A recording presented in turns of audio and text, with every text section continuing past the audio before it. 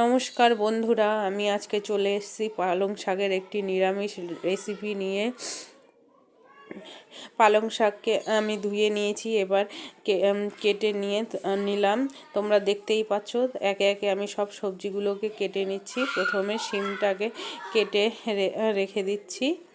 দেখতেই পাচ্ছ শিমকে আমি কিভাবে কাটছি বন্ধুরা। তারপরে আমি বেগুনটাকেও কেটে নিচ্ছি। বেগুনটাকে ছোট ছোট পিস পিস করে কেটে নেব।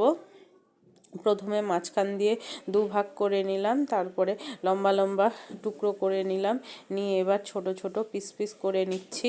তোমরা দেখতেই পাচ্ছ বন্ধুরা। এবার আমি কুমড়োর খোসা ছাড়িয়ে নিচ্ছি।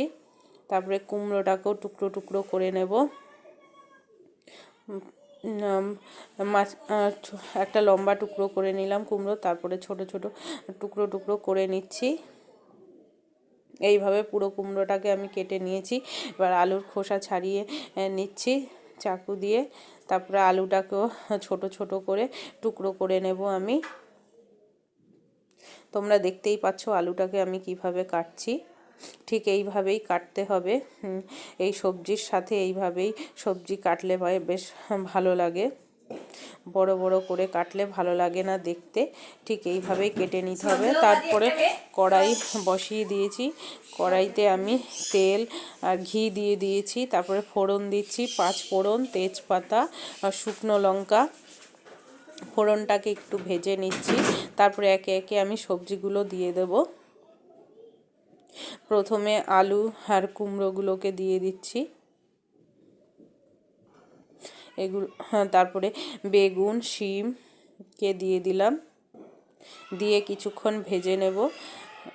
তারপরে নুন আর হলুদ দিয়ে দিলাম। দিয়ে এবার এই সবজিগুলোকে কিছুক্ষণ ভেজে নেব।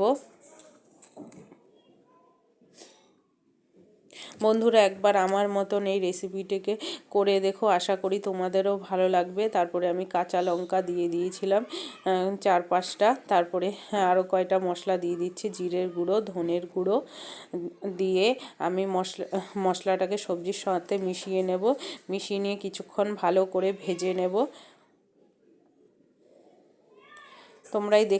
তোমরা দেখতে পেলে আমি কিভাবে মশলাটাকে ভেজে কষিয়ে নিলাম। তারপরে আদা পেস্ট করে রেখেছিলাম, সেটাকেও দিয়ে দিলাম। দিয়ে এবার সবজিটাকে ঢেকে রেখে দিচ্ছি। 5 মিনিট পরে আবার ফেরত এলাম। আবার সবজিটাকে ভালো করে নেড়ে দিচ্ছি। এবার একে একে শাকগুলো যে কেটে রেখেছিলাম সেগুলোকে আমি দিয়ে দিচ্ছি। শাকগুলোকে দিয়ে শাকগুলোকে আমি কিছুক্ষণ ঢেকে রেখেছিলাম। তারপরে 10 মিনিট পরে ফেরত এসে ঢাকনাটাকে তুলে দিয়েছি। তোমরা দেখতে পেলে এই তরকারিটা কিভাবে হলো। তারপরে তরকারিটা হয়ে এসেছে। এবার আমি কিছু ভাজা মশলা দিয়ে দিয়েছিলাম, 5 ফোড়ন, আর তেজপাতা দিয়ে ভালো করে নেড়ে নিলাম। শাকটাকে আমি পুরো ভালো করে শুকিয়ে নিয়েছিলাম। শুকনো শুকনো হলেই ভালো লাগে, জল থাকলে ভালো লাগে না। তারপরে আমি শাকটা পুরো হয়ে এসছে। এবার ঘি দিলাম। এবার আমি সবজিটাকে নামিয়ে নেব।